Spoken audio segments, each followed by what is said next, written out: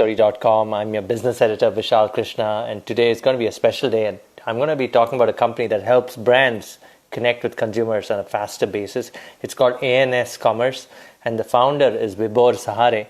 I'm going to wait for him to come online. Hi guys. Hi Shedi, how are you? Hi Sukhdev, Om Yadav and others. Hi Manjusha, Rohit Puttaraju, how are you? Dingra, Nupur Dingra, how are you? Shakib, how is everybody? Okay, hi Tanushri, hi Amit, hi Saurabh. Today's guest is Vibhor Sahare, okay? And he's the founder of ANS Commerce. They help brands connect with consumers, okay? I'm going to wait for him to come online and I'm going to pin the tweet too. Hi Sivraj, good to see you, long time man. Hi Shivi Sher, hi Pranayan, hi Tamanna Sarun from Calicut, good to see you Ankita Ahir. Okay, what are we talking about? Today we're talking about how brands can connect to consumers, and here's a platform that can help you do so. This is specifically catered to those of you startups who want to understand how connecting with consumers who want to shop on e-commerce and different channels, omni-channel platforms works, okay? So the founder is Vibhor Sahare. He's the founder of a company called ANS Commerce. He's going to be coming in soon.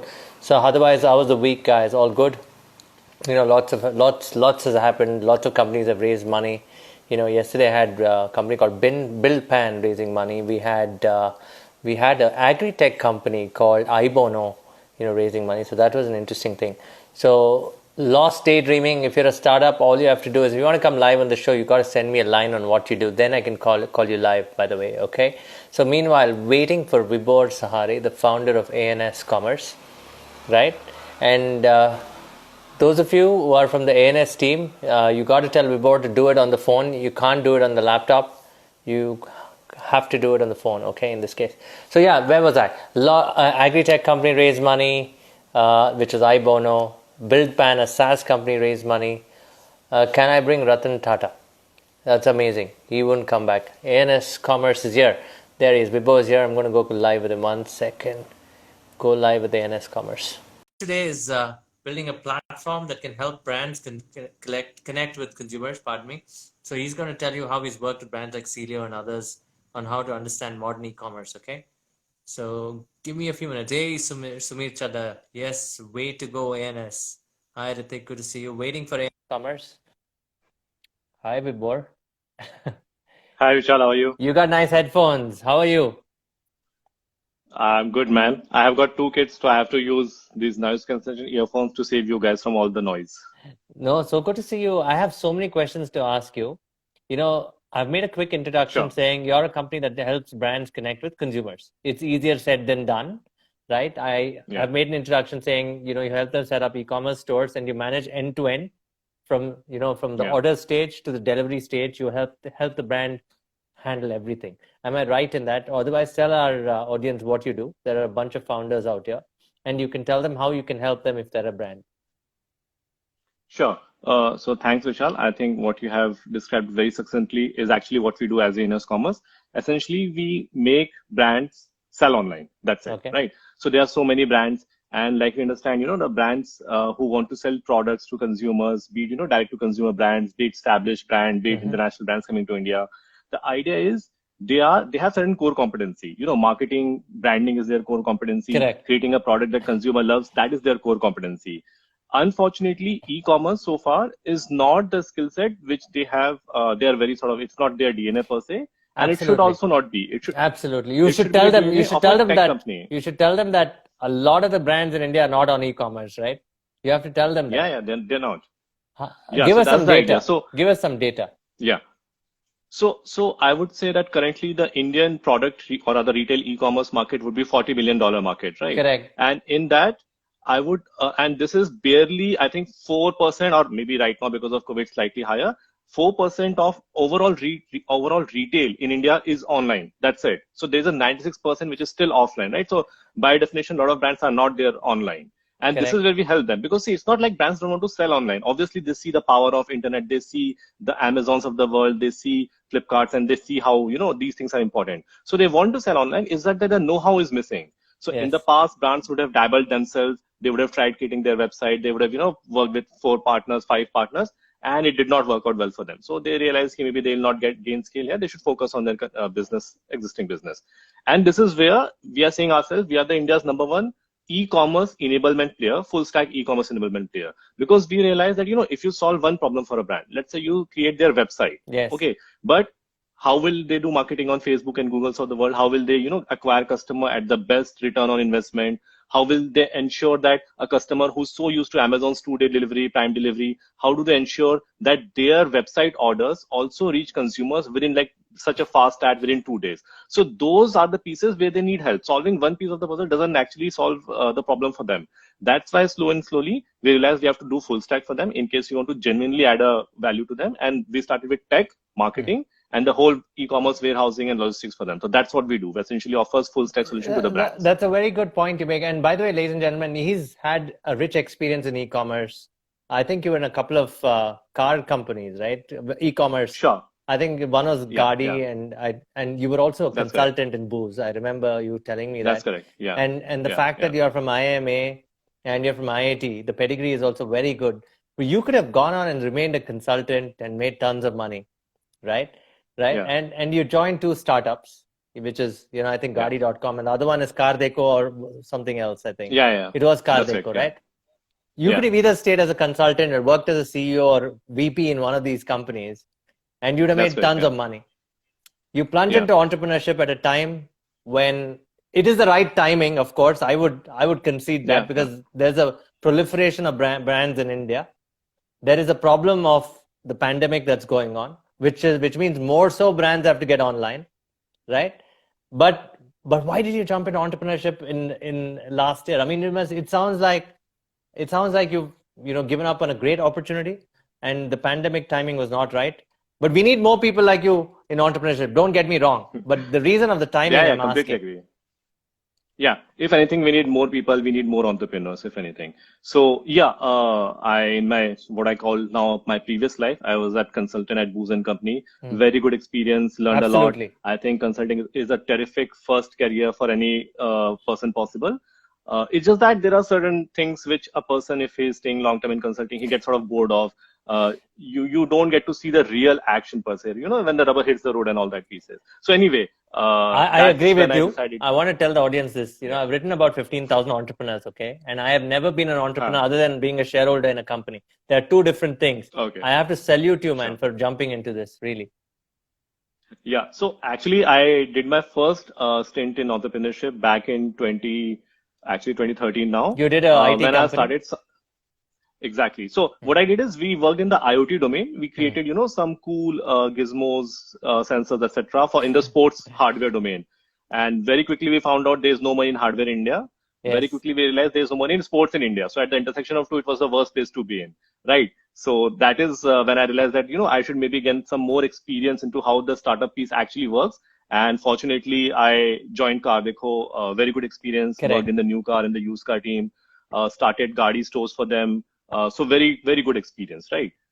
Fairly interesting opportunity. Then, so what was happening is I always wanted to get back to entrepreneurship because I realized that there's so much you can do. There's so much action, so much energy in building some product out there. And this is when, so there were a couple of folks which worked with me or were in my college earlier, and they were starting this thing ANS Commerce, and it was doing fairly good. And when they figured out that, that I also want to do something, so they said, why don't you join us only? And this is when I joined. I, spent some time with them. I also sort of invested like an angel over there. Nice. I kept mentoring over time. And then I said, maybe I should, jump into this full time. And e-commerce, I realized that this is a real problem. So whenever I tell anyone, what I'm doing. So when I was a consultant, I could not explain my parents what I'm doing. But now when I tell them I help brands sell online, they get it. So that's like it passes the smell test. That's nice. It was a wonderful opportunity from where I see. Okay. To give context to our audience, right, guys, he's right. Only 4% of our population transacts on e-commerce, and that's about 40 to 50 million. That's about the number. Yes, 100 million people would have shopped at any given point of time, but 40 million are the regular shoppers on e-commerce, right? A lot of people, you can contend with that, but that's generally the number that everybody quotes. And there's a proliferation of brands, and brands particularly have a problem with these things. Like he said, they have problems with warehousing. They have problems with inventory management. they don't understand digital marketing. So we are going to cover all those aspects, which ANS Commerce is a stack for you, right? People may think it's a services company, but it's beyond that, which Vibhor will explain to us. Vibhor, tell us. I'll give you a case study. I'm a shampoo brand in the skincare category, and I've always sold to traditional distribution. Okay. Yeah. And I'm a regional player. Let's use this as an hypothetical example. Now I want to go national, and how do I go about it if I have to come to ANS Commerce? So spoiler alert, without naming brands, we are working with a couple of hair care products companies, both large public companies as well as some small like D2C brands. So I'll have some real color to add to this discussion. Please. Right. So taking this case further, I'll understand, so I'll explain how e-commerce works, because a lot of people, they understand that e-commerce is, just selling on Amazon, setting up putting your product over there and selling it over there. It's not as simple as that. While marketplaces have their own benefit, they also have certain challenges also. How do you, how do you break the clutter and, establish a direct connect with the consumer? So we try to understand, what is the product, what is the motivation of the entrepreneur or the promoter. We explain different models, that you can create your own website, or you can start selling on Amazon and then maybe start the website later. We explain that in what kind of investment would be needed, because a lot of time people create a website, but they don't realize that if you create your own website, by the way, almost 80-90% traffic in the initial first couple of years will be coming from paid marketing like Facebook, Google's email marketing, SMS marketing, etc.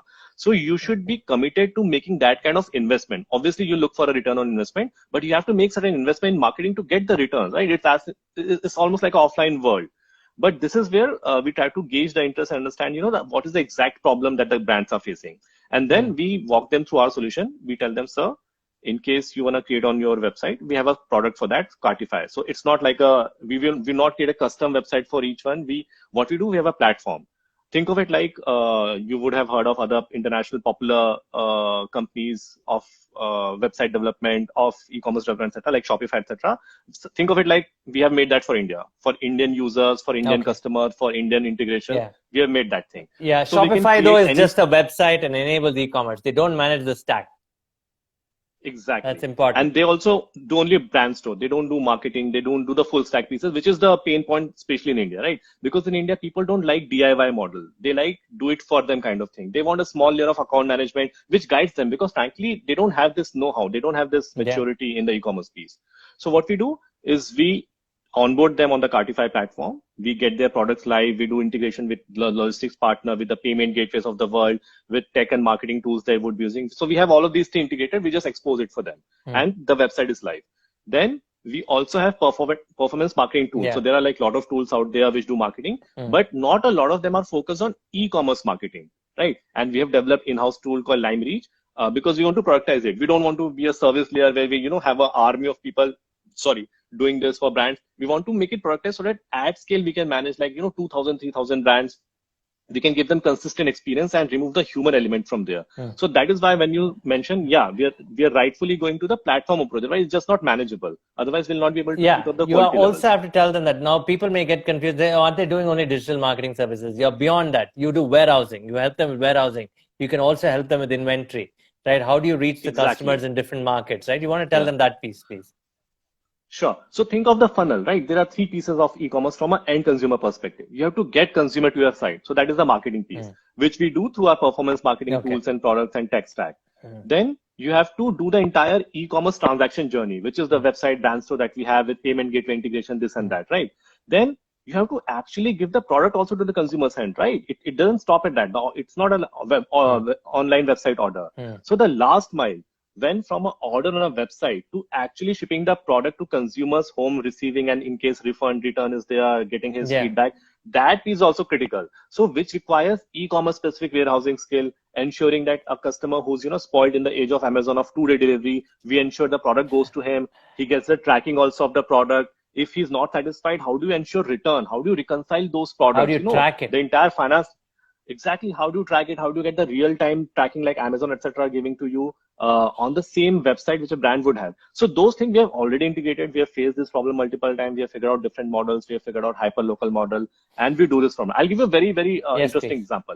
Let's say there's a brand which has, let's say, I don't know, 600 showrooms all over the country. And when they get an order on their website, they'll say, yeah, I anyway have that product in my, let's say the order is coming from Bombay. The brand will say, I anyway have that specific SKU item in my showroom in, let's say, Dadar. Why Correct. should I ship it all the way from my warehouse? I should rather liquidate my store inventory so that the store also sees, churn of inventory. Yeah. So they want omni delivery from, not from warehouse, but from store.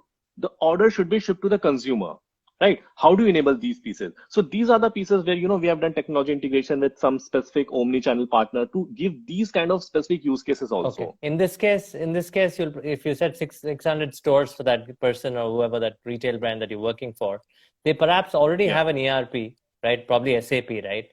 And they already have some form of app to communicate with for the brand communications, right? But they, like you said, they don't have an Amazon kind of approach to replenish inventory or even deliver from store. Like you said, if I ordered from Dadar, why should it come from a warehouse when the store locally may have it, right? Yeah. So that also helps, because you have to understand, for a brand, the offline is still or will be a larger chunk of the business in near future. It will at least be 70, 80%, 50% at least. So in that case, they have to also look at the interest of their, store operators. If they have a franchisee model, giving them business, churning inventory for them. So all those pieces are also important here. That's why this omni piece is really picking up like anything. It's interesting. I'm also interested in knowing, this is with an established brand. Okay. This is an established company that you talked about, that they have some processes of digital. They have a website, they probably have an app, they have an ERP in the backend, and they have a huge physical, store presence. And obviously their warehouse management also is digital. They probably have a WMS, they have an inventory management system. But what they're not able to do is reconcile the whole thing into one single view, which is what you are helping them do, correct? Which is where we are helping. And this is specifically for Omni. We are actually working with a lot of small DTC player. We are working with a company which has not even completed their paperwork yet. In all sense, they are still figuring out office and outlet fit, but they have started selling online, and we are helping them with the warehousing piece. Because let's face it, now a DTC founder is a smart fellow. He has figured out a unique hook to a product. He understands the product. Spent 2-3 years figuring it out. Now he does not have a lot of money, right? He's maybe bootstrap, or he'll go for funding in some time. He doesn't have a large team also, because why would anyone join a small DTC player, right? A one-man army. So to empower him, to enable him to sell online, he will need help. He doesn't understand each and everything of marketing. He might be good in product per se. And that is where we get a lot of interest from DTCs also. So one thing is big brands that we are working with, but a lot of small DTCs are also working with us. And that's where it feels really, empowering and enriching, that we are adding, we are making brands alive. And that's how, so I'm currently on my journey to raise funds also. So when I pitch and when I show my client portfolio, this is what I say. I tell my investors that, you have heard these 50 brands, and hopefully in the next 12 months, you will hear about the other 30 brands also that I work with. So that is where I see real difference coming to fore. Okay. We'll talk about the cost and all that in a bit. There's a question from Arjun Raju, okay? And he says, it's a very genuine question. He says, he's a brand in Bangalore. He's a baker. He's got these high-end bakers. You know what I'm saying? He's got a well-known brand. Artisanal bakery. Artisanal bakery. He's got a plan to do cloud kitchens, expand nationally. But he's running into two, three problems. For the last 15 years, he's been a leader in this space, but suddenly a lot of cake businesses, people with the knowledge of e-commerce have come in, and they've scaled at a high rate. He's getting a lot of his traction from this one store, which is because built over time. The brand name is built over time. For him to get into e-commerce, for him to start digital marketing, where should he start? How should he begin? Is a confusion. And the other thing he asks is, I'm not a guy who has a lot of money like the other brands that have gone raised VC money. He doesn't have that. So how should he go about it if he works with ANS Commerce? See, there are 2-3 things to it. Obviously, there will be nuances around the product and all that thing. But drawing on the example, because we are actually currently, it's a very young client. We have signed up one bakery client that we are working with. Their deals into, breads and cookies and all those things also, which can, survive like 2-3 days and stuff. Correct. They have a shelf life. Exactly. They have a shelf life. And on the other hand, we're also working with a couple of, organic grocery, the hydroponic grocery, which have a very similar sort of domain, very hyper local, good brand, absolutely high-end product, needs a shelf life and needs quick consumption also. So in those cases, there are 2-3 things we have figured out. We have figured out that, okay, you need partners like Grofers, etc., for hyper local delivery. Yeah, aggregators. Right? Big Basket, Grofers, etc. Aggregators. So there has to be a way of working with them also. How do you ensure that you give your product to them. There's enough marketing on marketplaces, and also, so this is where also we come into the picture, because obviously there's a logistics and coordination piece, but we do marketing on marketplaces also. So for Amazon, on Flipkart, and wherever possible. Not every marketplace currently allows for marketing, but we do marketing on those platforms also, because in some category, the average order value is so small, it does not justify creating your own website right from the from day zero. Right? If you're selling a bread of, let's say, 200 rupees, then the delivery itself will be 50 rupees. Maybe you'll not have enough margin. So in that case, you have to work through marketplaces like Grofers, Big Basket, and others are coming up. And this is when I said that, Swiggy also, exactly. Swiggy is a good example. Amazon Primes is also a good example. So this is when I say there's a merit in marketplaces also, and there's a merit in brand store also. It's just that you need to understand which lever, what is the right place to be, and leverage them. Otherwise, your business will not be able to sustain. You'll just burn money on marketing. That's exactly the question he's asking, because he apparently went to a digital marketing guy. He said, you have a website, you do the marketing, people will come in and start buying. Now he's confused, saying, how will I fulfill the orders? How will I manage the demand? How will I make sure my original brand that I built for 15 years doesn't get wiped out because of this one silly mistake? Exactly. Because see, if his consumer is placing an order, and if there is some, God forbid, mishap in the delivery side of $1 is delayed, the entire social media will lit up like anything with all the trolls and bad words. So for that, it's important that if you take small step, it's okay, but do it well so that the end consumer experience is not spoiled. And this is where I say, ultimately, in my experience, we have worked with, some brands which wanted to, rise like anything. They said, we have shit ton of money because they're invested. Investors have given money and all that. In that case, you're saying ultimately the product holds. If the product has genuine merit, ultimately you'll be able to build it on it slowly and slowly, because we work with a lot of promoters, the old world businessmen also. We have gotten some of those also online. In that case, we have realized that if the product has merit, if you build slowly also, you will get somewhere. It's not like the invested or funding will be it can be a short-term return, but long-term, I don't think it matters that much. Say you offer them the full stack. He wants to know what the cost is based on, he says, is it like a SaaS model where is it a per user cost? Or, every time an order is sold, or how do you work on what is your business model? So what we have figured is what works best is a percentage of revenue, right? Because then my interest and the brand interests are completely aligned. Yes. If I do more sales for the brand, I will take a larger share, and they will also not mind. And I will also be incentivized, to identify ways to give him a long-term sales and long-term success, as opposed to just a quick this month sale out there and I'll take money from you and all that. That doesn't work in the long term. And that is why we work on a percentage of sales, and in most of the cases, when it comes to the tech piece, when it comes to marketing also, and when it comes to delivery and all those pieces. So for example, in marketing, a lot of marketing agencies out there, they take a percentage of spend. Yes. So if you are spending 100 rupees on Google, they'll take, 5-6% or whatever. But that is very counterintuitive. They should be working to optimize the spend. So they should be working on reducing the spend, which is completely opposite to how they are being paid.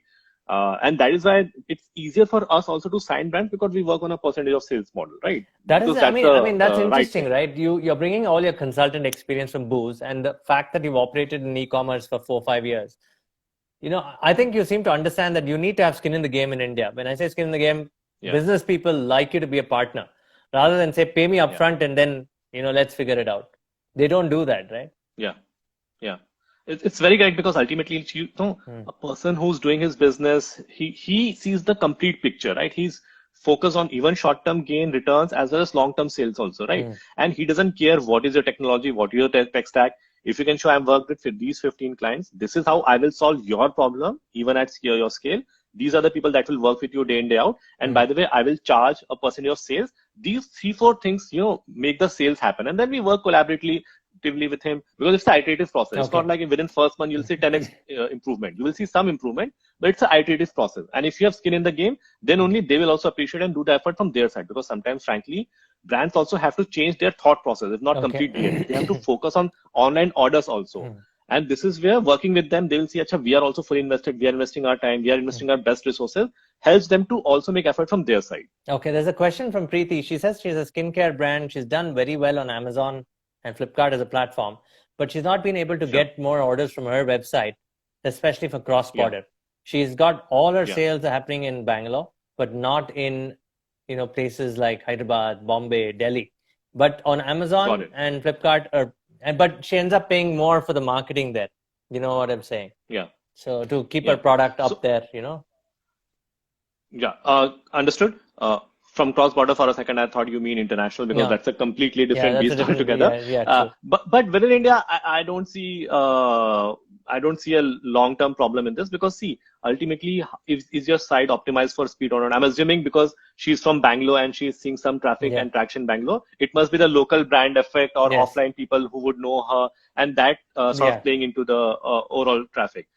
If you are selling in other cities, other places, you also have to ensure that in search results, your site comes up hmm, naturally on top, right? So the SEO of the site, the SEM, the money that you spend, all those things also become a lot more important. So the marketing piece is there, but then ultimately, is your site fast enough? Will a new user be patient enough and wait for it to load? So hmm, there is some stat, I forgot the exact number, but something like a every 100 millisecond delay on your website leads to loss of 10% revenue or something like that. There's some yeah. stat like that. So you have to make a fast site, yet it should, be beautiful. It should give a good experience and it should show the relevant product to the consumer. So those things are important, both on designing the site side as well as doing the marketing of it, ensuring your results come on top and it shows to the relevant audience also. Hmm. So that's where sort of when we work with a brand, we look after these pieces also, even Okay, for a small and upcoming okay. brand.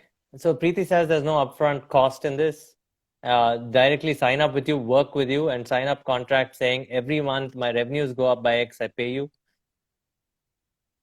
So broadly, it is like that. There might be some upfront cost basis, what kind of customization and look and feel she wants. If Hmm. it's minimum, it is very simple. We can sort of figure out that thing out. Okay. On marketing side, I don't see there's any upfront cost on the marketing side. It just let's see the results and let's work from there. Okay, there's a question from Satija. I'm going to go to audience questions and come back to our story also. How we're going to take the Oh, company absolutely, next 2, 3 absolutely. years. Yeah, yeah. So this is a question from Satija. He's saying he's got a startup that's working on warehouses.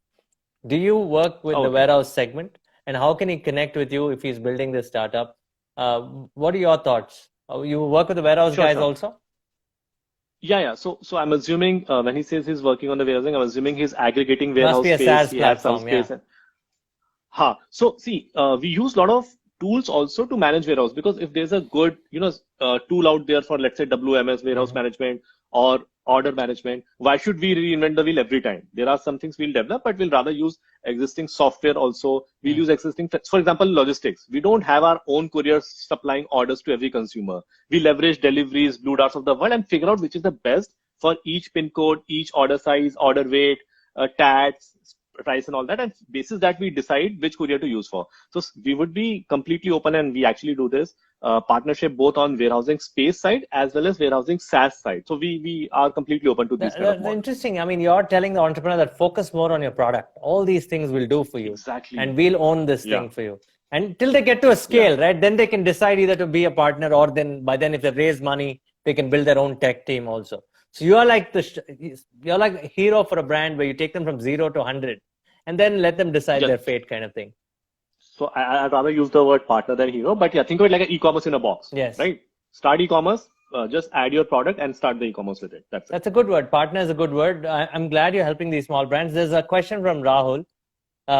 Is the Sure. integrated model more feasible? Because now that if we give you more power and you have a lot of the data of the brand, what are you going to do with it? And is it more feasible? So see, there are a lot of international brand and public companies also which have very strict Yeah. data security audit and all those norms. And fortunately, we are working with 70. Right now, the number would be closer to 90. Hmm. So these 90 brands that we work with, we haven't faced an issue that we could not answer or pacify their IT team, their data security team also, and we don't misuse data because see, this will just kill us, right? But how much we can monetize the small consumer data, which will lead to existential crisis, because that's the biggest thing we can do. The website can go down for a day because of server issues, some tech bug, but if you play with the data of a consumer, we'll just die. Our entire business will die. So that's not a problem. So that's not And going to we happen. can even give, yeah, and we also give a sneak peek into how the architecture is built, how there are different data security layers, how we actually are in the process of ISO 27001, the certificate will come in a few days. So how all those things are also panning out to give the comfort also to a large as well as small entrepreneur. And we have NDAs in place. We have the server in India also. We don't host, even though it's a Google Cloud, we host it in India only. So there are a lot of these protection built in to ensure that the data is completely securely held. So you'll also protect the trade data. They're also asking, we are afraid that the data might leak, because you're working with multiple brands. How are you going to put a layer around that? No, so the data is completely secure and completely sort of sandboxed from each other. So we don't use that. Obviously, the inside of the knowledge that we learn, that is applicable to all the brands. If you figure out, that maybe in South India, this is a specific type of marketing that works in these specific days. So that's a learning or an insight that we have developed over time for marketing that we will use, but not the actual data. We'll not use PIL. And we anyway don't store the financial data in the first place. We don't use that. We let a payment gateway handle those. Absolutely. The other thing is, I had this question that you work in multiple brands. The interesting thing is, you as founders, I trust you, but you have employees. Eventually you want to automate this whole thing, right? And make sure that nobody gets the trade data in your team. As founders, maybe, you're only worried about connecting the dots and the pieces rather than, you need the sale data to charge the money, of course. What is the X sale that happened? You don't want to get into the granularity of the thing. Exactly. Yeah. So see, like I mentioned, there are some specific protocols out there to ensure that the access layer of different people. So who has access? Does the account executive have access? Does the team lead has access? He would have a slightly larger access, but to a limited set. And in case a brand is not comfortable with that access, we can create a completely like a sandbox version. Think of it like we have a version where the entire tech stack is there without data. So we will keep working on our version and it will copy to the actual data wala version without us ever touching the data. So those kind of implementation are also possible depending on what the brand are comfortable with. Okay. And there's the next question from Gunbir. And he says, is there a quantifiable cost as a percentage that you're successful in reducing? See, without doubt, so it depends on the segment, it depends on the scale and all those ways. But, this is what I like to say to a brand just to close and give them the confidence. Whatever returns you are seeing on your marketing and tech right now will definitely be 50% better than them in like a quarter or so. Okay. Typically explain. That's the starting point. Let's look at this. Typically, how does a brand do it without ANS commerce? It's typically a single entrepreneur. He says, okay, I have 10,000 rupees budget this month. I will do the Facebook marketing. I will do the Google marketing. Right. That's how they think, right? Yeah. Is that how typically an entrepreneur works? So the good thing is we are not creating a market because right now also brand have other people to do this. It's just that the quality or the aggregation is not there. For tech, they would have, these small tech agencies which are all over the all over the place. Who will, say we create website and one will say I create in 20,000, other will say we'll create in 15,000. But and one will say 5,000 also, man. And really, it's terrible. Yeah. Yeah, so obviously the look and feel might be there, but it will not be fast enough. The images will not be optimized. It will not cover all the edge cases of your checkout and all those pieces. So it will be terrible. So that is one piece where we committed. Just hang on, I'm just plugging in the charger. Yeah, no problem, please. So it's interesting. So that's the reason I'm drawing this is because you also have the warehouse services, inventory management services, data services, right? Yeah, and it's all on your platform. Yeah. So that was on the tech side. On the marketing side, the people either hire a small, digital marketing agency because see, a small entrepreneur can only hire a smaller agency, right? And then that agency will also see the business size is small. These guys doing 7-8 lakh, I'll get maybe 5,000, 10,000. They will also not put their best resources for that entrepreneur, right? And after 6 months, the entrepreneur will get frustrated, but he doesn't have an option because anywhere else also he'll get a very similar kind of resource. So this becomes a sort of a vicious cycle. Why we don't face this problem? Because like I mentioned, my marketing is 70-80% tech. I use product. So the marketing will understand, my product will understand what is happening in a couple of weeks or maybe a fortnight. And then basis that start generating recommendation that for these 15 campaigns, start reducing budget here and do this thing and will automate those pieces. So it doesn't matter if account is big or small. As long as I have enough data to figure out these hypotheses and do this campaign, I'm good to go. So that is why this is not a problem for me. And on the warehousing side, frankly, we are working with a lot of small brands. We feel the quality of service is a lot more important. If we see the brand has potential, we'll work with them. So I don't think there's any minimum size or anything that stops us from working on the warehousing side. And sticking to product marketing itself, right? The spend on product marketing, should it be measured to the return on your sales? Should it be measured as it has to be? I mean, you're a young brand. Absolutely. That's the biggest thing. The return on ad spend, or like ROS, we try to call it in our speak, is the biggest thing that you have to measure. And I would like to sort of demarcate it here. So there's Yes, a please. brand marketing and there's a performance marketing. So Absolutely. brand marketing, you probably would be building your brand. You maybe have a small celebrity, That's at a or you later do stage. Insta post. Yeah. I'm saying there's a brand scope, right? You do something. Then there's a performance marketing, which you say, okay, I will off my 50,000 budget. I'll spend 10,000 on brand marketing. I'll create nice post and all those pieces. I'll do a relevant story. But the 40,000 rupees, I will ensure that these 40,000 give me a revenue of list, let's say 4 lakh. Wow, I will 10 spend this on times. getting actual, at 10 times. That is the number you should aspire for. Why not? Currently, the number is 1:5 in apparel. It should be 1:10 because we have seen those kind of number even at scale.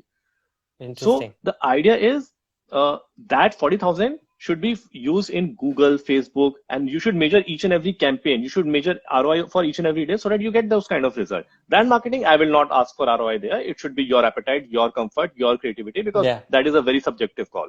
Absolutely. Next question from Vaibhav. He says Shopify is doing well because Amazon is not doing very well in South Asian countries. Okay. But when you look at India, right, you see that they're doing so much and they're growing very fast. In the end, is it important for a brand to have an omni-channel strategy rather than just be on Amazon?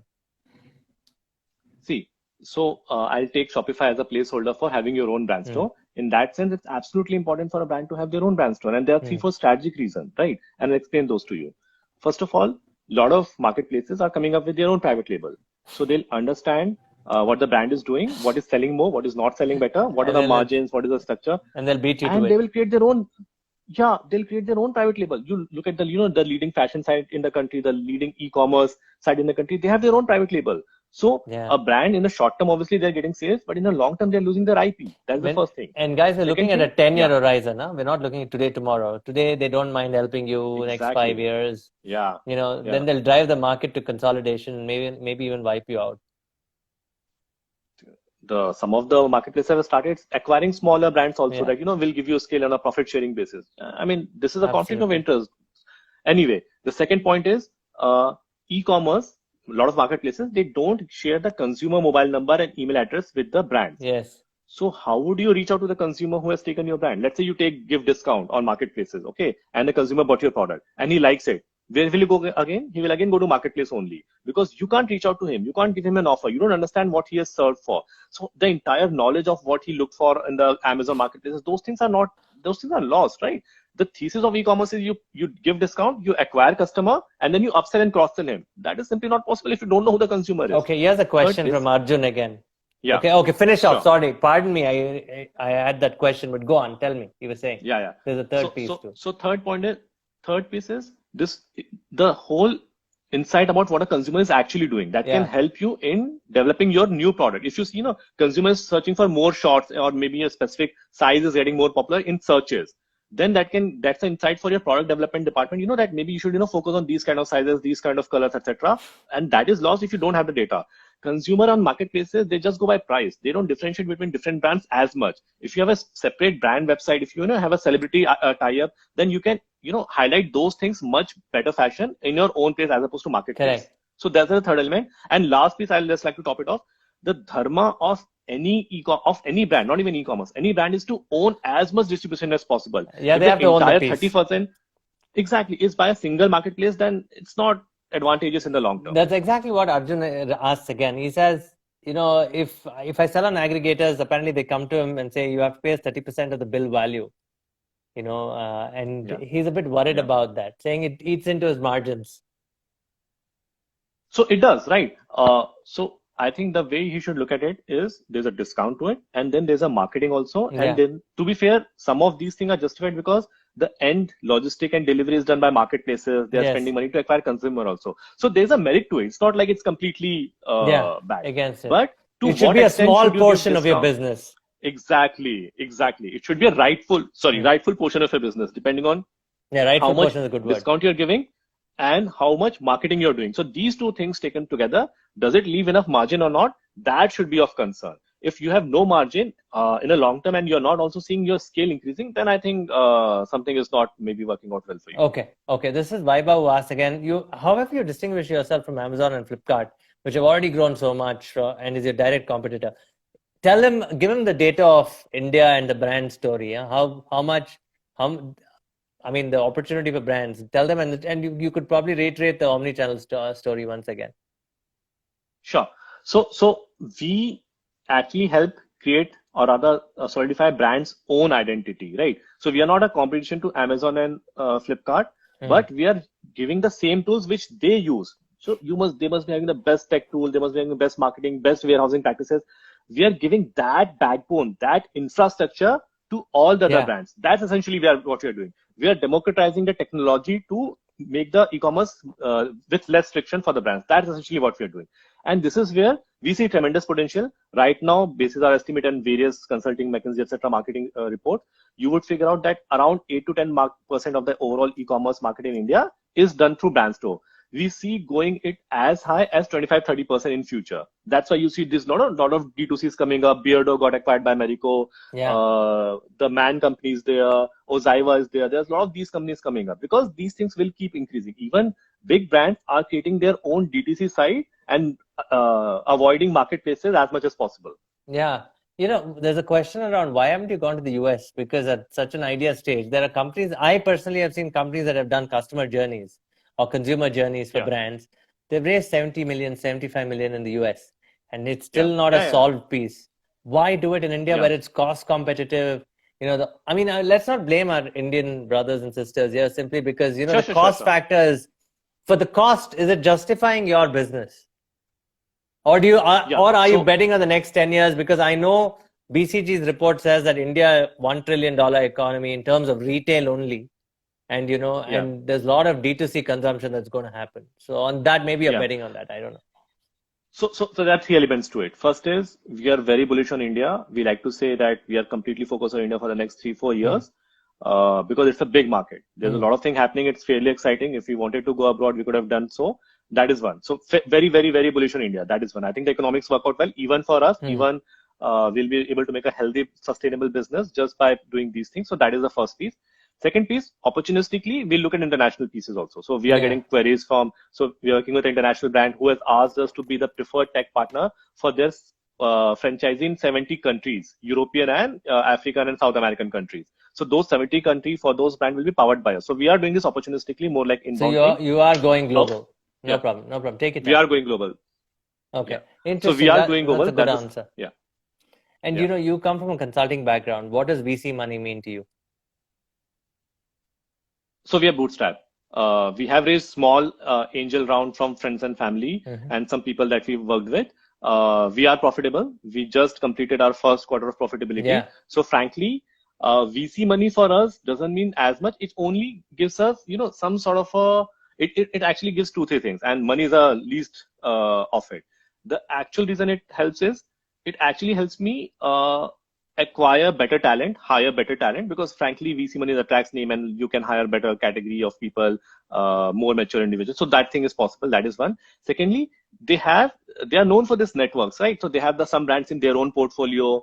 They have good relation with NBFCs, etc. So it helps me connect with, and they also help me understand what is happening in international markets, some learnings that I can learn, even though if I might not want to go there immediately, I can use those learning in Indian market. So that connection and recruitment capability, that has merit. Money is the least piece of it. Money will just, make my business faster by 6 months or 9 months, but that's about it.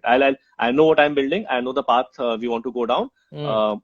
Some money from VC will only accelerate it, nothing more. Okay, I'd like to know, this is from Diksha. Great question. She says, is going digital 100%? Is it 100% necessary for a brand in this era? Absolutely. I don't see any other ways about it. We are talking to a brand which I think is 95 years old, completely offline, family, very, very closely managed, a big brand, a very popular brand in the food segment. And they are also speaking to us. And in the call that we had with them, you'll not believe, I think 9 or 8 people from the family came. So this is not management. This is the 9 and 10 people from the family who came on the call.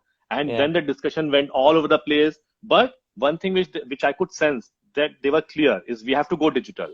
Even they realize the importance in a category where, digital will not give them that much margins also, but it's important for presence and it's important for sustainability. So I feel, yeah, it's completely important. It's 100% important. You guys should run a blog on such case studies. Okay, I'd love to know how family businesses have transformed themselves. I mean, the unknown ones. I know the Prestiges of the world, the Yeah, yeah, Prestige, TTK Prestige of the world. Their stories well yeah, known. I mean, these yeah. unknown families who've been doing. I mean, a Papad brand, for example. I'm just thinking aloud here, or Exactly, a exactly. Pulses A brand, jewelry right? brand, right? Yes, a Yeah, jewelry yeah. brand, maybe. Right, that's something that you should bring out as a case study on a blog. I'm looking forward to it because that's exciting. Then there's another one Man, called yeah, we'll do that. there's another question for you saying how different are you from Mall 91? So Mall 91, I know the founder is a college mate. So Mm-hmm. Mall 91 is more on the social commerce side. Mm-hmm. So I would say that it empowers people. So all these social commerce, Meesho's, Shop 101, Mall 91, etc. They empower people to do selling individuals, right? Not like proper businesses, but more like individuals like you and me or our family members to Okay, do business at a local scale. as individual people. If I'm a Yeah, local yeah. chef, I can sell locally. Yeah, so that also, and maybe you would have seen, this neighborhood groups where people say, Yeah, yeah, I have, I've seen maybe that. some jewelry to Yeah, yeah, share, I've seen or I that. have some sarees to sell. Especially the So women, to it's very people, popular. exactly. So to create that kind of entrepreneurship, Mall 91 and such forums like Meesho, etc., those are there. For local entrepreneurship where you want to do something on your side, that is the right platform for that for now. Okay, Prachi asks, who's a regular on the show, she asked, don't you think there would be a saturation point for e-commerce someday? Like there's a bubble bursting. There isn't. I Like think I said, it's just the 4% beginning. penetration. No, like I said, it's a 4% penetration. In China, I think it's closer to 40-45%. In US, it's 26%. By the way, these are pre-COVID number. God knows what the number would be once this thing settles down. So saturation, I think it's undersaturated, it's underpenetrated right now. Okay, great answer. Rupesh says, do you work on a retainer basis or is it just on a performance basis? We can work on retainer, but why would you want to work with us on retainer? Why would you want to give us fixed money if we are not performing and if we are not giving commensurate returns to your sales? Okay, do you help only the retail sector or do you help medical, construction? Can you help these kind of companies because they're going digital as well? So just before this live discussion, we actually had a call with someone who's having a pharmacy chain and he wants to sell online. And we'll work with them. We are just trying to figure out how do you do the online prescription, what are legalities around that. Completely open to helping as many segments as possible. Okay. This is a question from Sivraj. Okay, interesting question. He says, what techniques do you use in generating sales other than digital marketing? That's his question. And to your point, right, there are so many people who want the entrepreneur's attention, saying, hey, I'll do this digital marketing at this cost. I'll build your app at this cost. I'll build your website at this cost. The entrepreneur is then confused. Should I go digital at all, right? Right? Can you take that question? Right. What are your Sure. techniques to increase sales other than digital marketing? And also this fact around the multitude of information that the entrepreneur has to face today. So see, we have 3 levers and 3 products like I mentioned. And sorry, I'll explain how each 3 of them is important to increasing sale. So first is the tech, right? So I'm sure you get the same product on Amazon, you get the same product on Flipkart and other marketplace also, but still you have preference, right? So why do you have a preference of a specific marketplace, whatever your preference may be? Because you like the product, you like the search, you like the speed, you like the experience, you like the app. Those things also matter, right? So a good experience is also important to ensure that obviously when a consumer comes, he purchases your product, but then he comes again, right? And he comes to your site. So that the product angle and identifying, how do you optimize? Let's say you get 10 million traffic on your website. How do you ensure instead of 4% return, 4% people who convert, you get 7% people, you get 10% people. So that is the entire product thing that we keep A/B testing, keep identifying funnel, looking at data, and making it better and better across all the brand. So that is the first thing we do. We use all the product levers to identify how to increase sale. That is fun. Second is marketing, which like I explained, so I'll talk of other things. But in marketing also, there are other pieces of SEO, which is not paid marketing, which is just ranking your products better, which is the other thing is the content marketing pieces. So we don't do content marketing, but we have fair idea, what works, what doesn't work. And we share those insights. We give those consulting also to the brand so that they see us as more of a partner and not just a yay. So that is the second piece we do, which is apart from performance marketing, giving insights on other pieces of marketing. That is second. Third piece is on the whole warehousing piece, which is important from an experience perspective. Like I mentioned, 2 days tag, 2 days delivery across India. Those kind of things get consumer to you. And we stitch these two together to give better returns to the brand. I'll explain an example to you. Let's say we are working for warehousing for a brand, and we figured out that, for Bangalore warehouse, the inventory of a specific shampoo is running low. So we will give that insight back to our marketing team, Okay. and they will say, why should we give the same discount in South India that we give in North India? The inventory is running low. That means the demand in South India is higher. Maybe there we should reduce the marketing or the offer piece so that we make more money. And that sort of cross linkages, linking back of the things will actually increase sales or at least give you better returns on your marketing. So this is how we help across all the three levers and also by an integrated piece. Okay. Sivraj again asks, what is your product journey? Where are you taking this company? So see, the product, so there are two different pieces to it. One is the business journey and one is the product journey piece. Product, I want to create more and more products and I want to make it better integrated. So whenever even a smaller brand want to sell online, we want to be there, not only work with the big brand. So that is how I see. Think of it like a micro product strategy. Within these three pieces, there are small problem, reconciliation problem, inventory listing problem, image quality problem. So I want to solve all of these pieces when it comes to e-commerce. Just thinking Amazon, infrastructure, open source for brand. That is what I want to create in a way. So that is on the product side. On the business side, we want to enable 1%, and that is the starting point. We want to enable at least 1% of overall e-commerce in this country by 2026. That's like a 5-year vision that we have right now. Okay. How important is SSL certification for a startup when they set up a website for a D2C brand?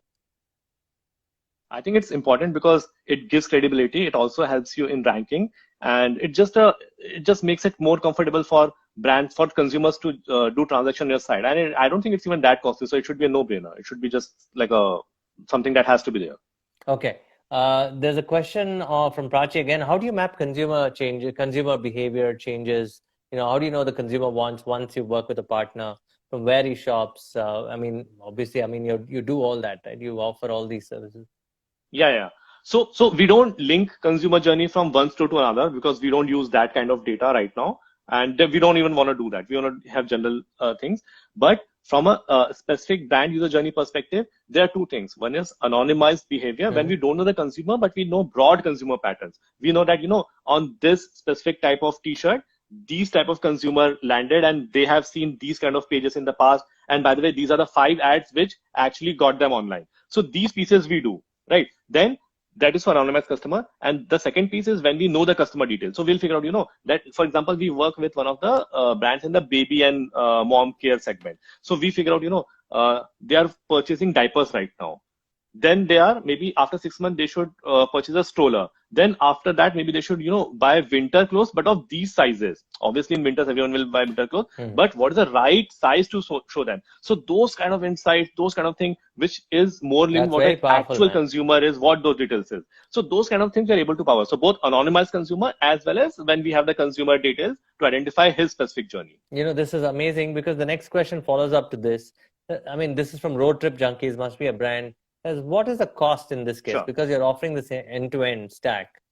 What is the average cost? Give us a cost of, say, you're working with a brand. How much is it? Say an apparel brand. I'll give you a very ballpark number because unless I give the number, people will not begin. If I give I generic answer, nobody will be interested. So when I work on a tech site for a brand, I typically take 1.5%, depending on the case of the sales. When I work on marketing, I typically take 2-3% on the marketing. And warehousing is a complex piece, but all of these costs that I mentioned, they are very comparable to what other people in the market charge. Because I mentioned, I'm not creating a market. Anyway, brands work with agencies on tech, on marketing, on platforms, on warehousing side. So my cost will be at least comparable and in many cases actually lower than what they are already used to paying. Okay, I would like to know one more thing. Okay, there's an interesting. People working with you. How important is your team? What type of people do you employ? How do they actually learn from you? Because you have such vast experience in consulting and e-commerce. What type of people are you looking for? And if students want to necessarily join you, what skills should they have? This is from Prachi also. She asked the same question. What are the skills that students need if they have to work with you? Sure, I'll take this into 2 different pieces. First is the importance of team and all that. Actually, three pieces, the learning piece. So, frankly, the biggest thing that I learned from all my experience, be it consulting or be it the previous entrepreneurship or be it the car dekho gaadi journey, is team is the most important pieces. At the end of the month, at the end of after I look back after 2 3 years on a specific piece, I don't remember that itna revenue kya, in that month I did this much revenue. This is the milestone.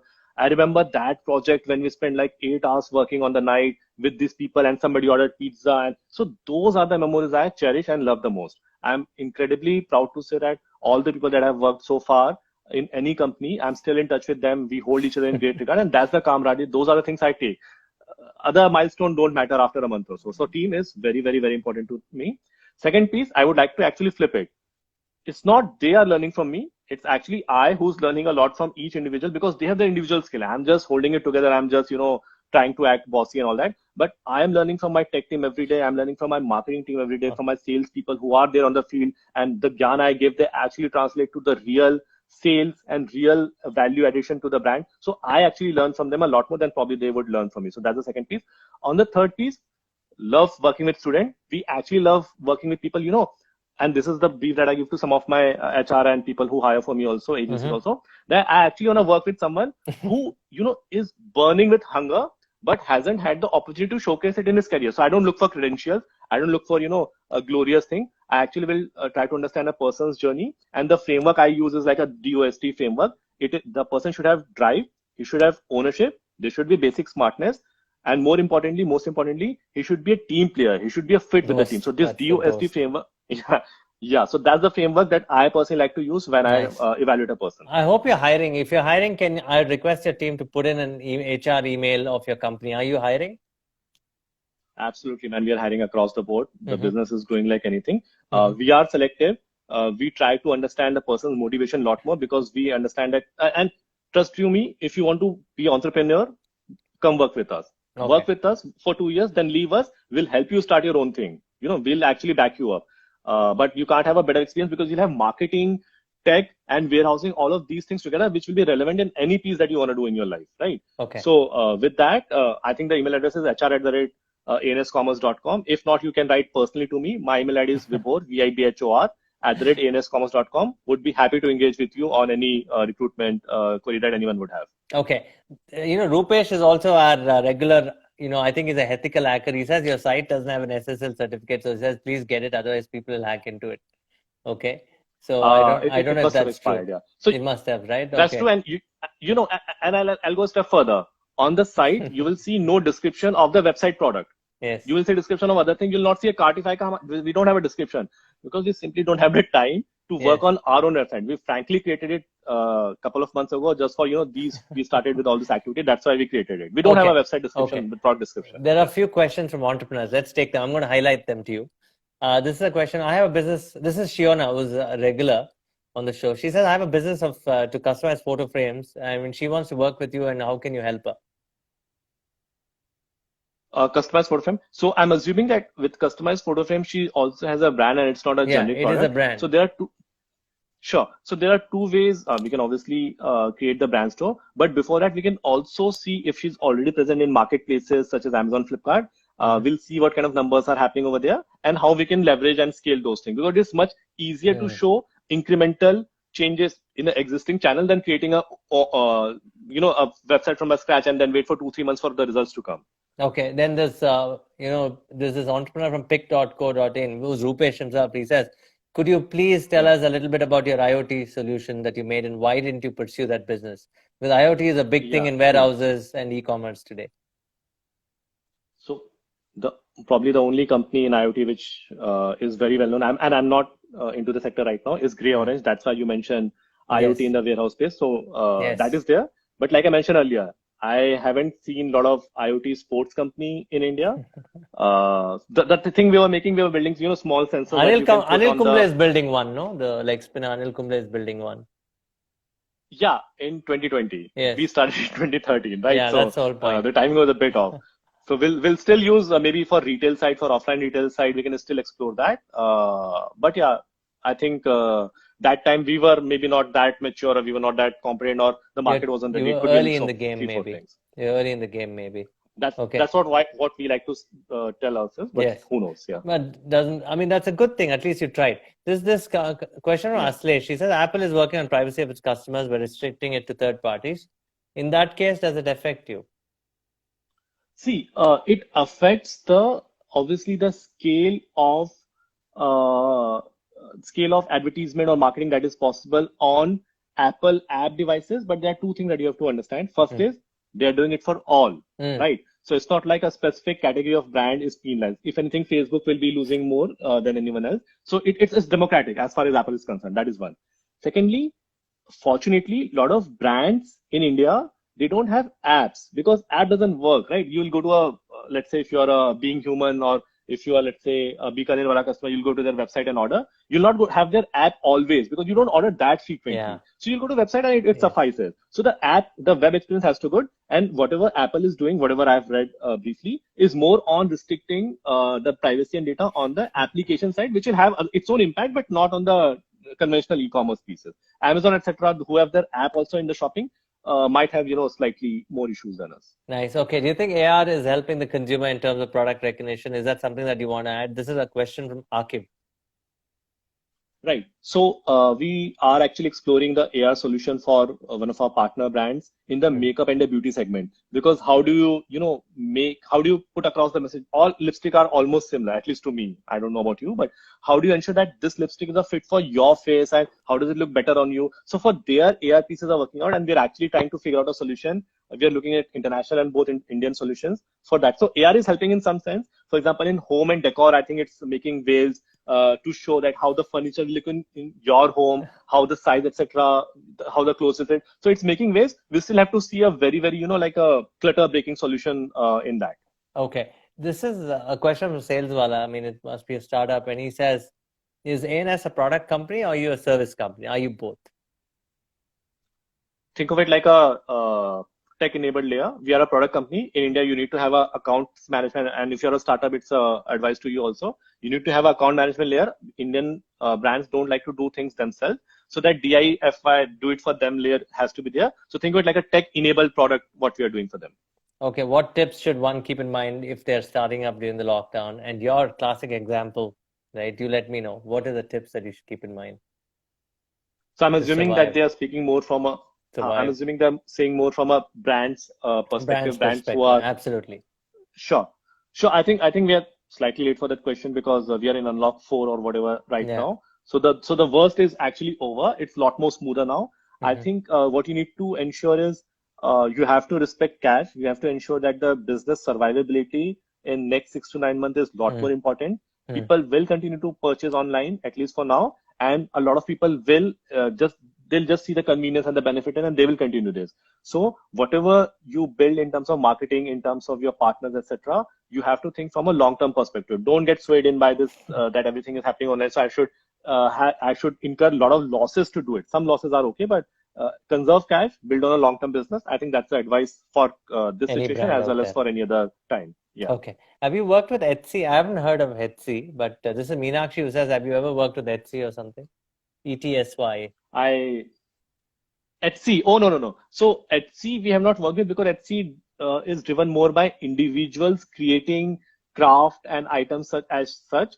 We are working with a lot of small designer jewelry brands, which you can think of it somewhat like in the Etsy kind of domain, but we are not working directly with Etsy for now. Okay. Vaibhav asked an interesting question. Maybe you want to take it. He says, when you look at Google and Google Analytics as a sales tool, right? They have the best performance marketing engine anywhere. Are you comparative to them, or are you saying, look, I'm going to help you do the Google marketing better? I'm not going to compete with Google. Absolutely. Google is the best tool. Ultimately, you have to use it basis your competency for your website. So in this 3-part puzzle where there's a competency, there's a product or website or whatever, and there is Google as a tool, Google gives us only one. The other piece, which is your website, your product, we help you with that. And we are the people who are competent enough to leverage the Google tool for your website. So that is the sort of gap we bridge. We also use Google. We use Google Analytics. Okay. There's a question from Akhil. He says, I have a Shopify store. Can you help Shopify companies as well? We help Shopify companies on the performance marketing side, on the warehousing side. And if you talk to us, we'll even be able to explain why from Shopify you should move to us, which by the way, a lot of brands have actually done. So happy to have a conversation. Okay, there's a question from Utkarsh. He says, should there be a price difference of a product listed on your website on some e-commerce like Amazon? What should be the strategy? He's basically saying between your website, or the personal website of the brand versus aggregators, should there be a price difference? Do you advise a quick strategy? It's You a have to great work with question. him. It's a segment specific. You have to work with him for that, but he's going to give you a sneak peek. Go on. Yeah. It's a great question. I fundamentally believe your website should be priced lower or at least equal to marketplaces. It should in no way be higher than that. You should always try to augment, and you can't always control that because sometimes marketplaces will give their discount on top, which you obviously can't match. In that case, you should have something unique for your website so there's a pull for consumer to come to you. And what can be those things? And it can be non-monetary also. You can offer better return policies. If Amazon is giving 15 days return or something, you can give 30 days on your website on your product. Those things will be important. You can ensure authenticity on your website. You can ensure that I will replace the order from my store or something like that. You can offer if you have celebrity tie-ups or if you have some specific thing, you can highlight those features and do those kind of contests also. You can ensure there's a certain part, maybe 5% of your inventory, which goes to your website first, and then after 3 weeks or a month or so, it goes to marketplaces. So these are the other things you can do without even spending money on just price parity. Okay. So, this is a great question, Rakil. He says, okay, you give me all these services, but do you bring in any SaaS tools also like a Zoho or a Freshworks? Is it important, or are they your own custom built tools, or should I have a tool at all? See, we have our custom tools, the SaaS, Cartify is example, LimeReach for marketing, reconciliation tool, Recofy is a tool, and we'll expose those to you.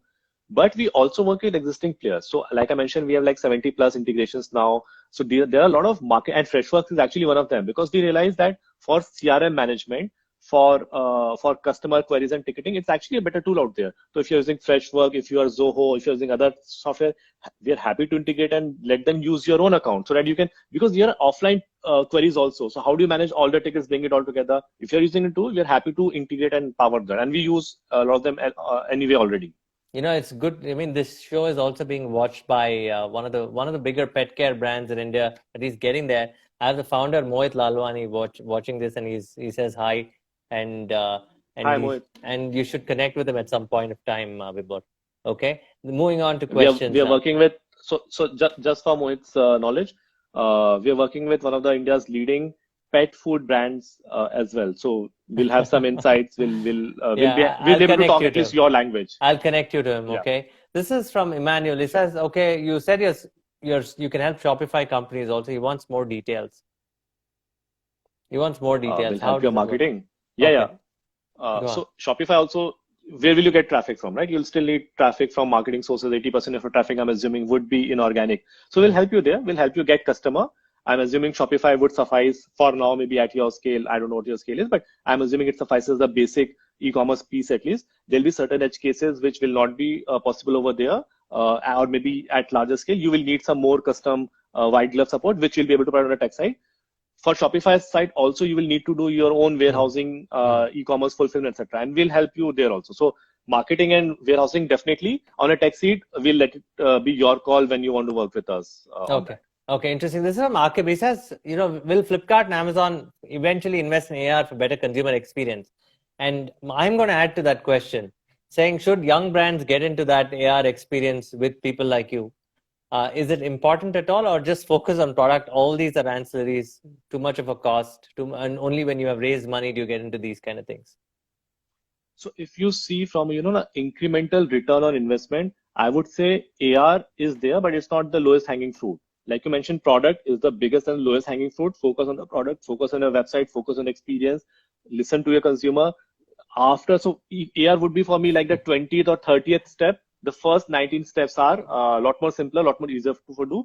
Having said that, maybe in a specific category, let's say you're an eyewear brand, which we work with a couple of them, in jewelry, etc. Maybe it is more important for you, but in that case also it will be a fifth step. And like I mentioned, we are working with a couple of international and national solutions for makeup and for furniture category. So happy to look into your use case and work over there also. Okay, he's put in his, the team has been putting in the emails. It's, you guys should write to it. and check it out. Yeah, yeah. Okay. By the way, I, they're employing I'll also. request my team.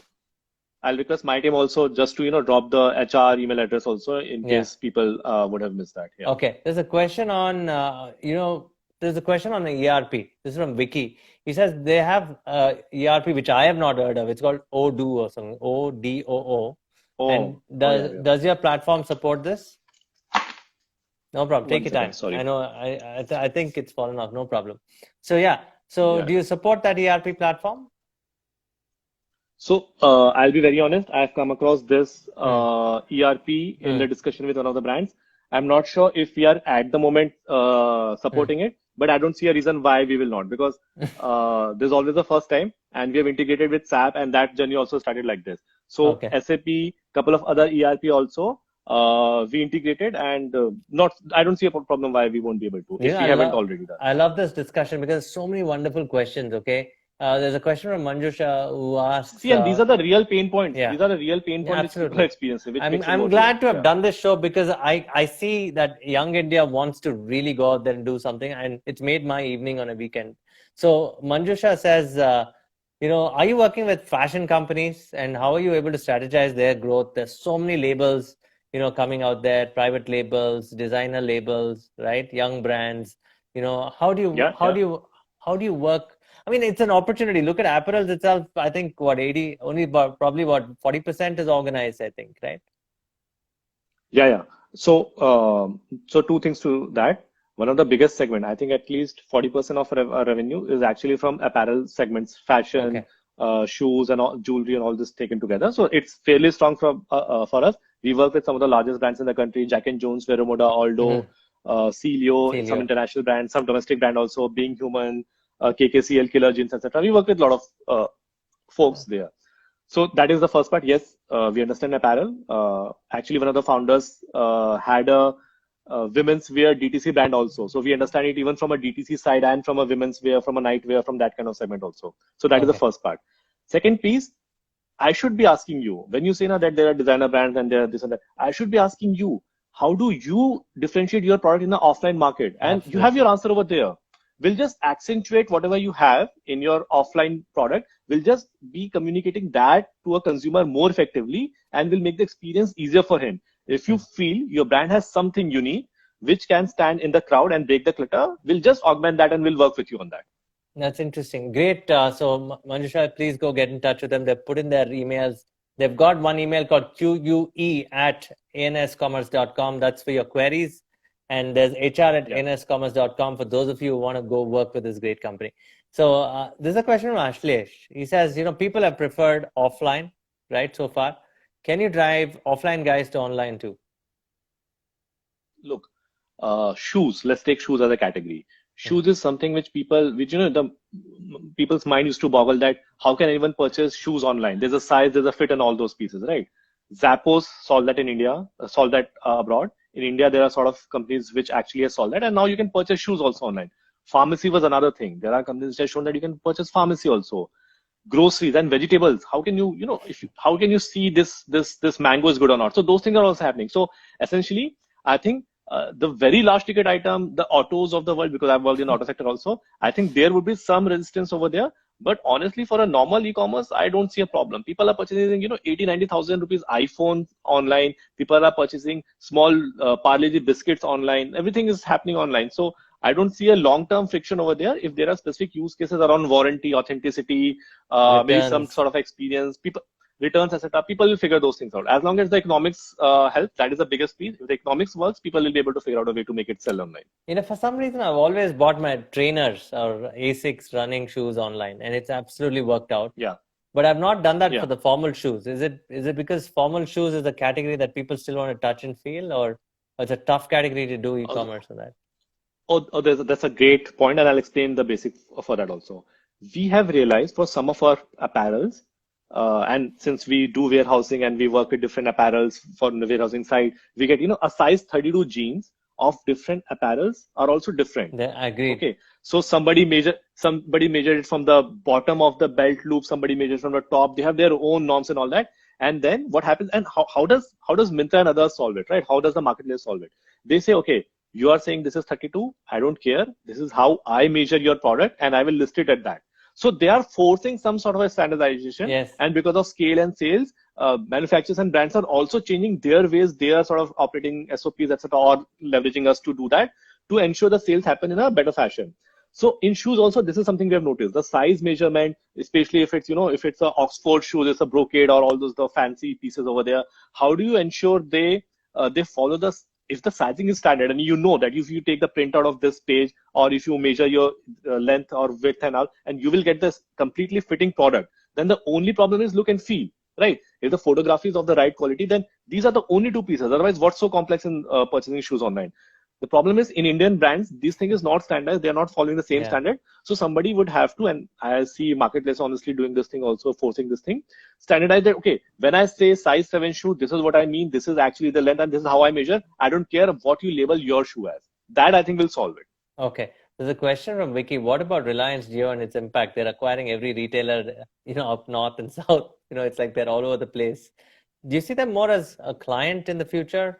Because they'll have multiple brands. Anyway, they work with multiple brands that they have, right? They have, Yeah. I think they have, I think they do Tommy and maybe Timberland on all those brands, I guess. Not Tommy, Yeah, Timberland yeah. for sure. They have Superdry. They Yeah. have a lot of interesting international brands, Pottery Barn, Tiffany's, likes Yes. of those.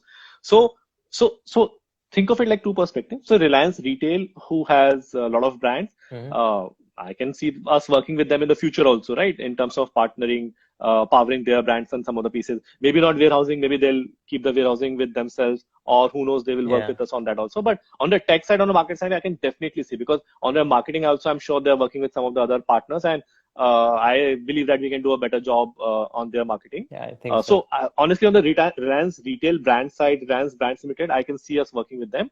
On the Geo side, I think it's an interesting play. Let's see how it unfolds. I think from a three-legged race of Amazon, Flipkart, it might be so from a two-legged, it might become a three-legged race, which is actually better. And obviously, you have Paytm, Snapdeals of the world.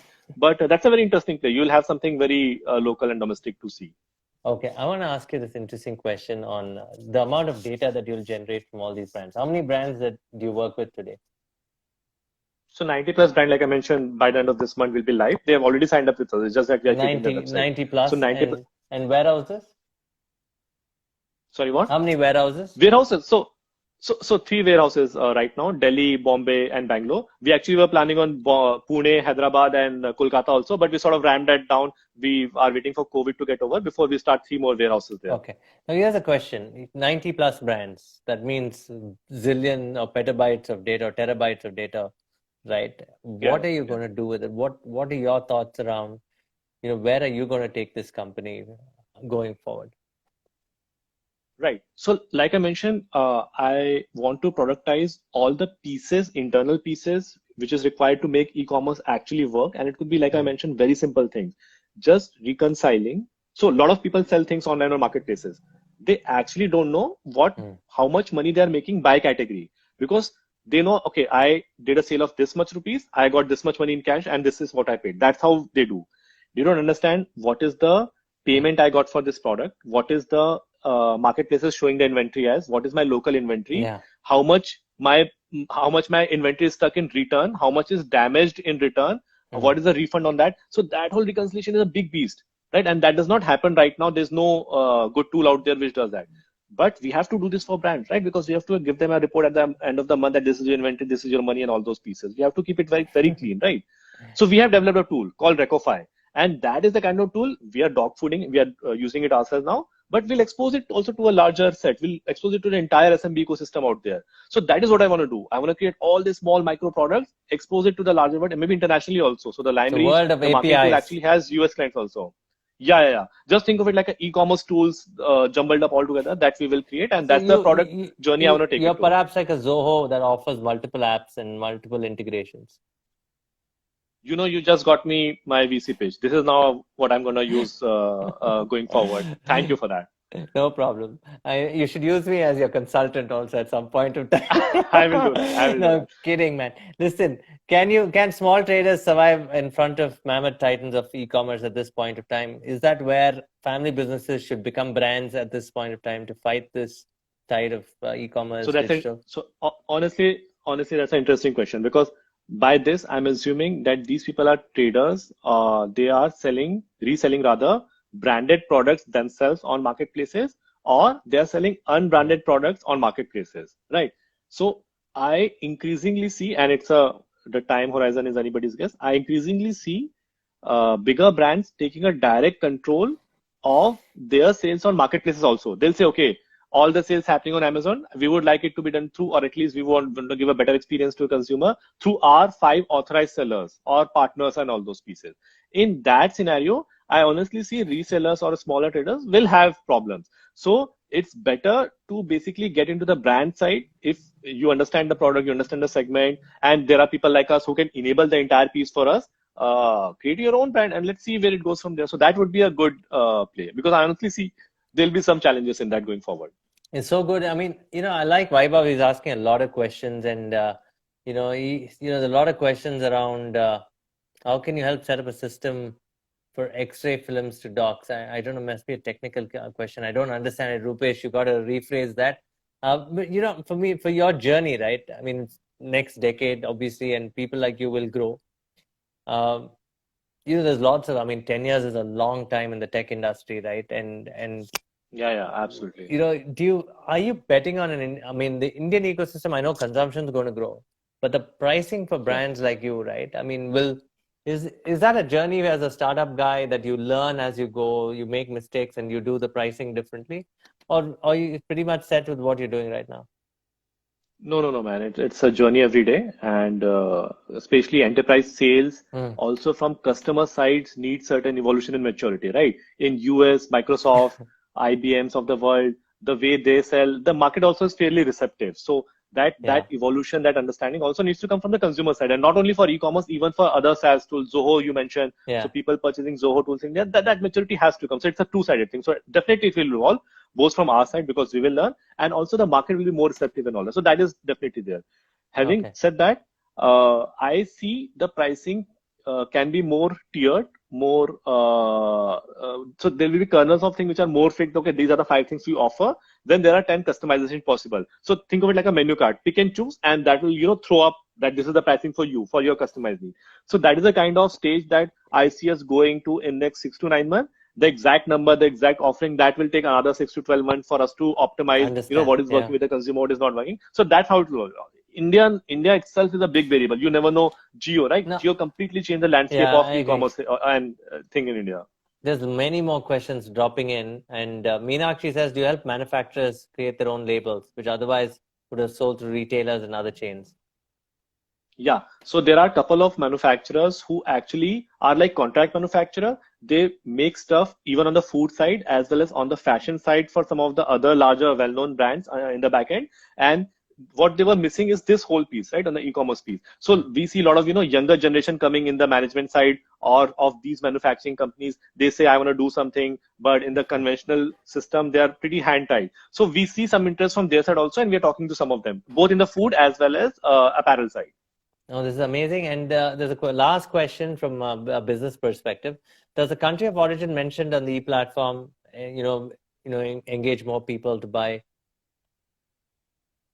We see that happening already. Is that true? So since our brands are mostly Indian, and actually they are Indian in terms of manufacturing, we don't see the delta, but we see people checking out that detail a lot more, because sometimes it's you have to click on show more to come to that piece. So because of that, we are seeing there's a definite interest which has increased. So the clicks have increased in people wanting to check out that kind of detail. So that makes us believe people are at least cognizant of that. They might still decide basis economics, product, and all those things, but there's some cognizance, some sensitivity is increasing because of that. Okay, Vibhor, I have to ask you some personal questions in terms of your mistakes Please. As an entrepreneur. The last 10 years, you've got great pedigree in terms of education. You must have really worked hard to get to IIM Ahmedabad, IIT also. I mean, do they prepare you for life in a sense? I mean, the question that all entrepreneurs would want to know. What does failure mean to you, and what does coming back mean to you? Or would you say India is so nascent that we have not really understood what really failure means, okay? Every day I get a brand coming and saying, I'm running short of money. And then I have to feel sad for them because they're, the pricing in India is very difficult and very competitive, right? It's a value-driven market, right? So What does failure mean to you, and how do you come back? I mean, that's some kind of suggestion that you could tell people. Have you ever failed? So like I mentioned, I was a failed entrepreneur before when my IoT startup did not work. So yeah, completely comfortable with the notion of failure, and that is why I want to sort of highlight a bit more. I think failure is understood, especially in a very high expectation, Mhm. middle class sort of environment. Yeah. People look, people want certain things from you. They have very high expectation, be it parents, everything. So failure in our personal level obviously is experienced and understood that well. It's just that socially we need to acknowledge and appreciate it a lot more, right? That it is an important piece of your journey in terms of your journey, and we should, unless you, if you're in a shell, and if you're in a cocoon, if you don't venture out more, you'll not fail enough. So failure for me is actually twofold. First is not getting out of your comfort zone is, I think, personally for me will be a failure. That is why Mm. I try to dabble in entrepreneurship multiple times and not satisfied with the startup or rather the consulting career, whatever I had. So not exploring my vision, my potential, that personally would be a failure for me on a personal front. On a professional front, the closing down of the business, the IoT business, is not a failure for me. What is actually the failure for me is I feel that we did not talk enough with the consumers, right? We did not spend enough time with the people understanding their real problems. What is the first thing they want a solution for? We wanted to, bring out everything all together, 10,000 thing in a hardware and then go to them. I think that is where we missed it. We should have solved their most important problem first and then iterate it from there.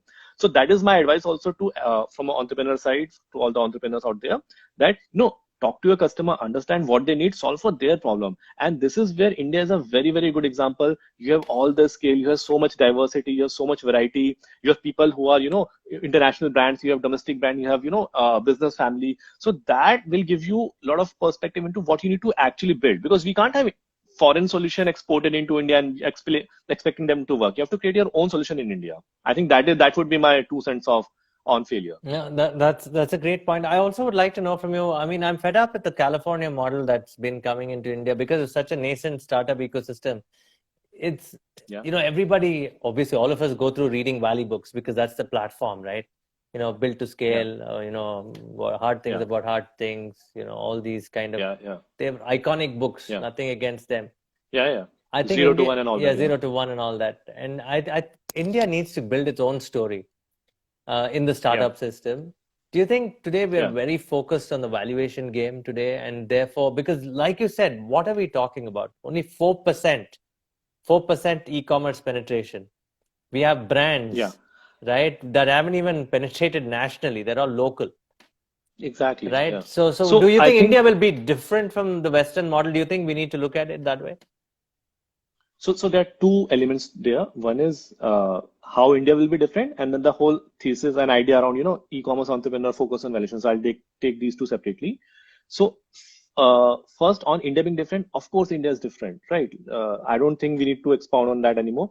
But even people like Google, right? They are working on creating the next billion, so as to say, right? The next billion consumers. So they also realize that this is where the value is. The whole rise of geo, the whole of rise of video commerce, video platform, lingual pieces. These are the nuances and richness and diversity in India that we need to celebrate and create solutions for them. So I agree. While initial set of solutions would have been Western, and actually there are a lot more Western right now, but at least there is money also chasing things built for India. For example, Khata book, right? Likes of Yeah, that. They are amazing solving a success. very, yeah, very grassroots kind of problem, right? Very India tier two, tier three, and in some cases tier one also. So I think the time is right for solving problems of, and what we are also doing, right? We are trying to solve problem for India. We are not just trying to ape West and their solutions. So that is the first piece.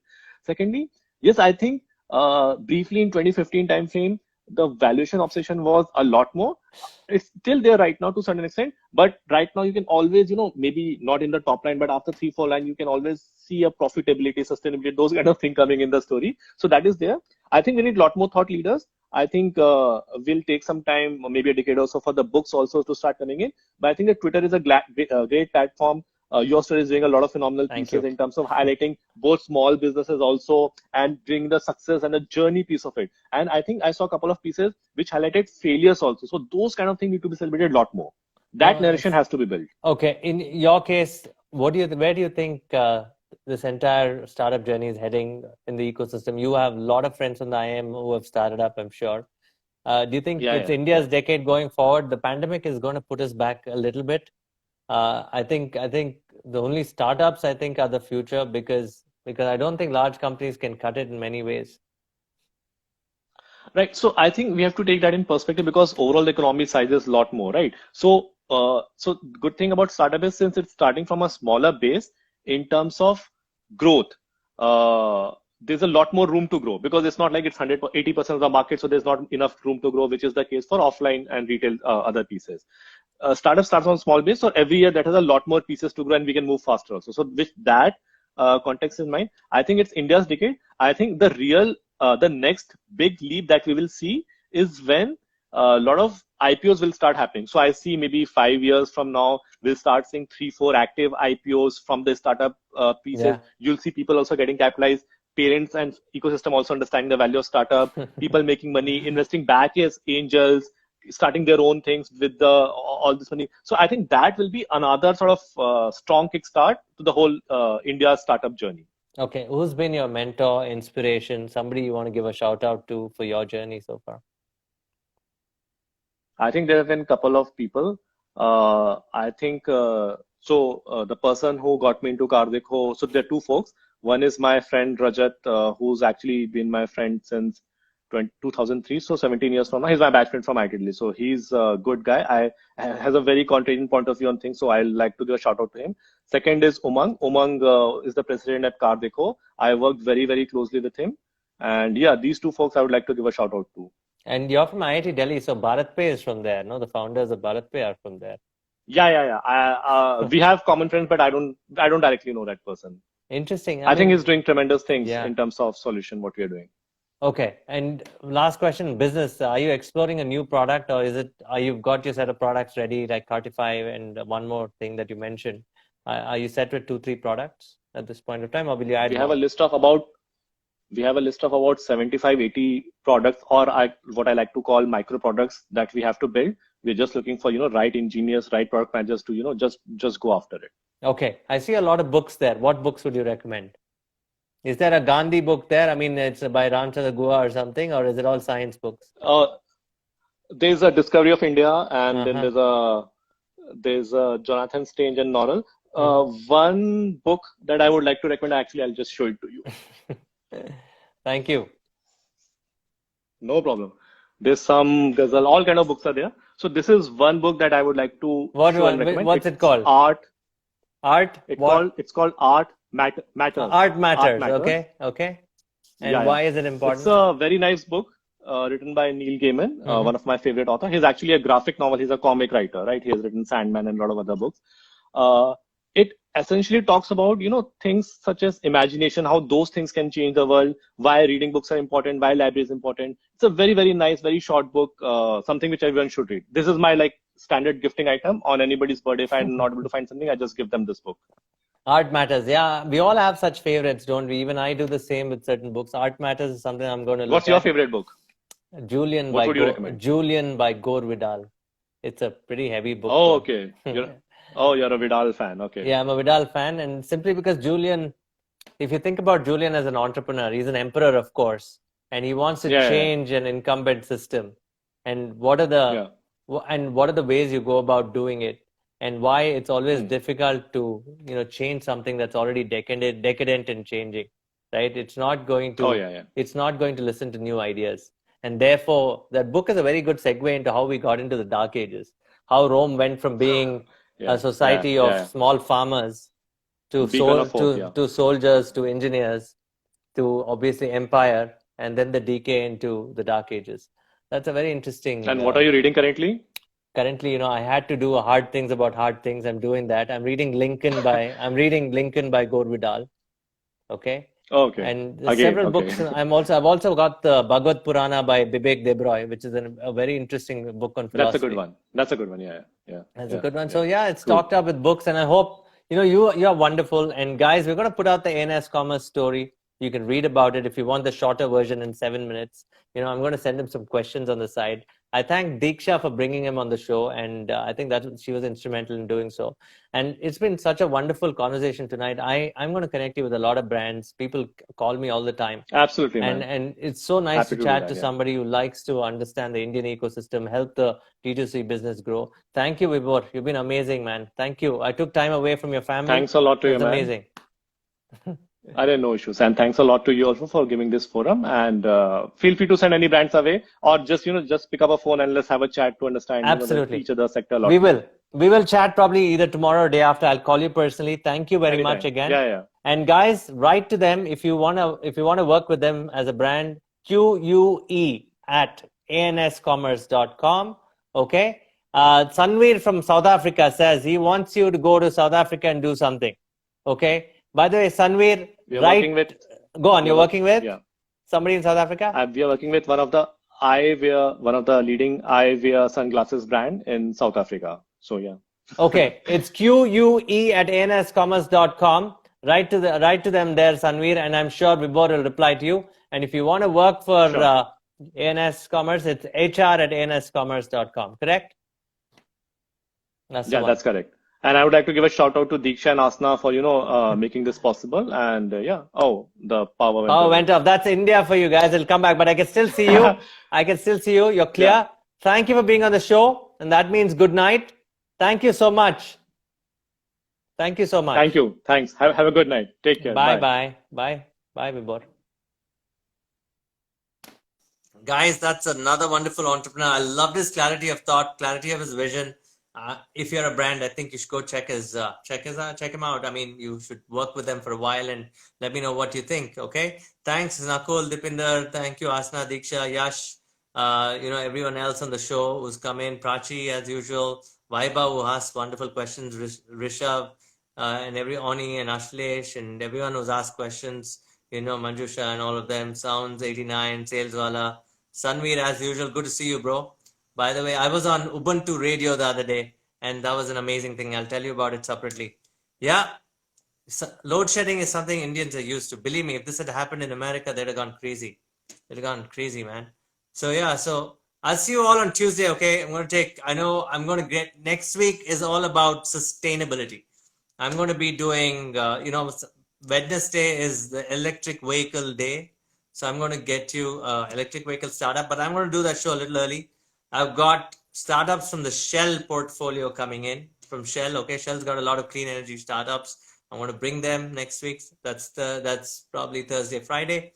Mahindra, my God, Anand Mahindra is only going to talk to international. He's on Twitter anyway. I mean, you can talk to him there, and he only talks to Forbes, Fortune, and all those global guys. He's not talked to an Indian company in a long time, but I'll try. Why not?